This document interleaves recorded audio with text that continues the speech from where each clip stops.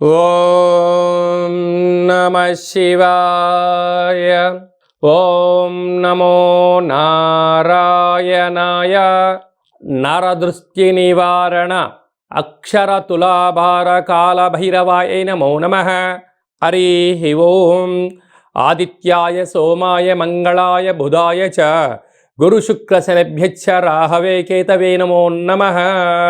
ఓం కాళకాలాయ విద్మహే కాళాతీతాయ ధీమహి తన్నో కర్మ నివారణ నరదృష్టి నివారణ కాళభైరవాయ నమో నమః.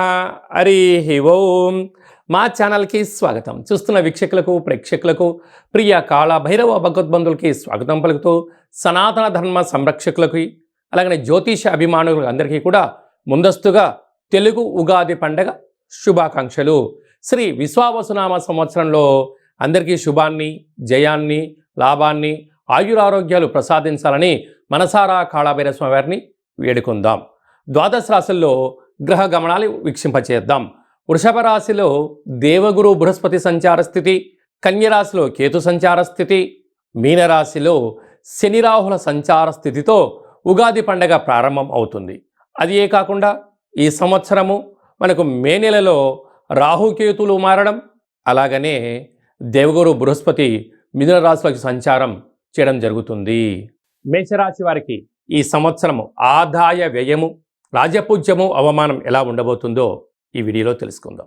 మేషరాశిలో ఏ నక్షత్రాలు వస్తాయనగా అశ్విని నక్షత్రంలోని 4 పాదాలు, భరణి నక్షత్రంలోని 4 పాదాలు, కృతికా నక్షత్రంలోని 1 పాదం కలిపితే మేషరాశి.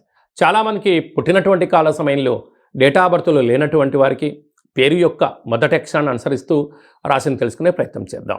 చు, చే, చో, లా, లీ, లు, లే, లో, ఆ అక్షరాల వారందరూ కూడా మేషరాశి జాతకులే.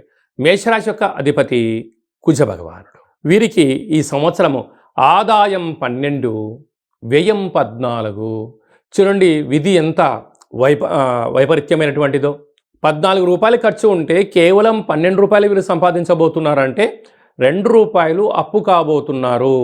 కనుక మనము ఏం తెలుసుకోవాలి అన్నట్లయితే వీలైనంత వరకు సమయం, ధనం వృధా చేసుకోవద్దు అని చెప్తుంది.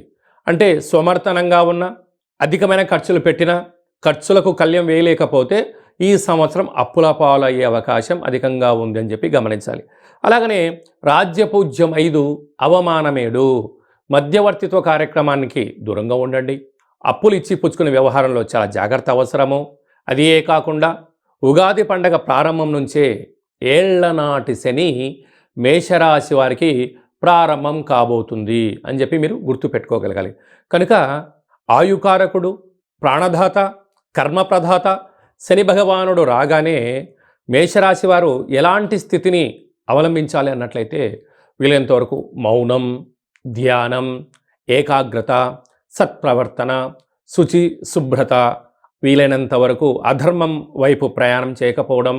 మీ జన్మ నక్షత్రం రోజున అంటే సంవత్సరం పొడవునా శనివారం, మంగళవారం, పూర్ణిమ, అమావాస్య తిథులు ఎందున ముఖ్యమైనటువంటి పనులు వాయిదా వేసుకోవడం, వీలైతే ఉప ఆవాసానికి దగ్గర అవ్వడం.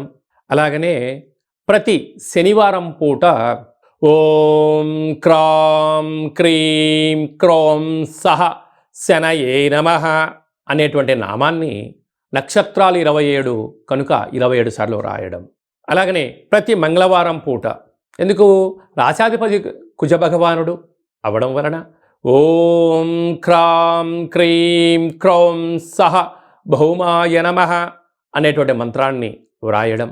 నవగ్రహ తులాభార కార్యక్రమంలో మీరు పాల్గొనడం వలన భగవంతుడు తృప్తి చెంది విద్యలో, ఉద్యోగంలో, వ్యాపారంలో, ఐశ్వర్యంలో ఉన్నత స్థితికి మేషరాశి వారిని తీసుకురాబోతుందని చెప్పి గమనించాలి.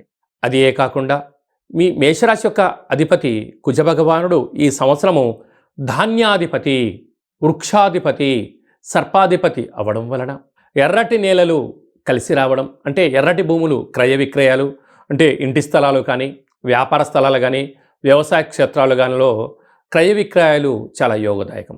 ఎరుపు పంట అయినటువంటి కందులు, మిరప, ఎరుపు వస్త్రాలతో కూడుకున్నటువంటి వస్త్ర వ్యాపారస్తులు, స్వర్ణకారిత వ్యాపారస్తులకు చాలా మంచి కాలం. కనుక వీలైనంత వరకు ఈ సంవత్సరము ఆధ్యాత్మికమైన చింతనతో మీరు ప్రయాణం చేయగలిగినట్లయితే వీలైనంత వరకు ప్రతిరోజు కూడా ఉతికిన వస్త్రాలు ధరింప చేయగలిగితే మీ తొలిమెట్టు విజయం అక్కడి నుంచే ప్రారంభమవుతుంది. ఎందుకనగా శని సంచార స్థితిలో ఉన్నప్పుడు శని కుజులకు మిత్రభేదం కన్నా శత్రు పరిస్థితి ఉంటుంది కనుక మీరు మొట్టమొదటిగా సక్సెస్ అవ్వాలి, ప్రతి దాంట్లో విజయం సాధించాలి, గృహాల్లో గొడవలు పంచాయతీలు లేకుండా ఉండగలగాలి అని అంటే వీలైనంత వరకు శుచి శుభ్రత ఉత్తికిన వస్త్రాలు ధరింప చేయడము మేషరాశి వారికి మొదటి లక్షణము అని చెప్పి గమనించగలగాలి. ఈ వీడియో మీరు చూస్తున్నారు అన్నట్లయితే మీరు శని భగవానునికి సేవ చేసే సమయం ఆసన్నమైందని చెప్పి మీరు గుర్తుపెట్టుకోగలగాలి. భగవంతుని ఎప్పుడైతే మనం స్మరిస్తామో ధ్యానిస్తామో ఆయన మనల్ని పిలవగానే వచ్చి మనల్ని ఆయురారోగ్యాలకు కాపాడుతాడు అని చెప్పి మనం గమనించాలి. కనుక ఈ వీడియో మీరు చూడడమే శని భగవాను యొక్క ఆశీస్సుల కోసం అని చెప్పి గమనించాను.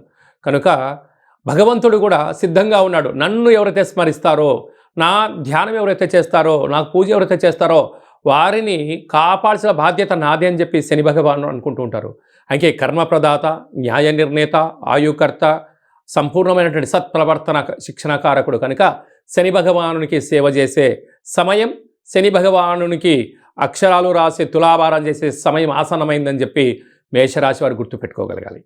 ప్రధానంగా వ్యవసాయ సోదరీమణులు, గృహ భవన నిర్మాణ కార్యక్రమం ఆచరింపజేసేవారు, సాఫ్ట్వేర్ ఉద్యోగస్తులు, హార్డ్వేర్ ఉద్యోగస్తులు, రాజకీయ రంగం వారు, సినిమా రంగాల వారు తప్పకుండా ధర్మాన్ని పాటించండి. ఆ ధర్మమే మనల్ని విజయం కలిగిస్తుందని చెప్పి గమనించాలి.